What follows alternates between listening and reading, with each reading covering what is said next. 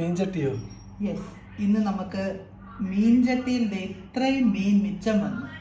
മീനല്ല, മീൻകറി മിച്ചം വന്നു. ചട്ടിയുടെ മൂട്ടിൽ ചാറും ഒരു അല്ലാതെ ചില്ലറ കഷ്ണങ്ങളൊക്കെ, ബാക്കിയൊക്കെ വലിയ മുള്ളും കാര്യം. അപ്പം കുറെ വീഡിയോസിന്റെ അകത്തൊക്കെ ഇങ്ങനെ ഇപ്പോഴത്തെ ഒരു ട്രെൻഡായിട്ട് ചട്ടിക്കകത്തിട്ട് കഴിക്കുന്നത് കണ്ടു. ഇപ്പോഴത്തെ ട്രെൻഡ് അല്ല, ഇതൊക്കെ പണ്ടത്തെ. അപ്പം ഒരു പൂതി ഇങ്ങനെ ഒന്ന് കഴിക്കണമെന്ന്. അങ്ങനെ ഞാൻ ഓൾറെഡി ചോറ് ഇച്ചിരി കഴിച്ചു.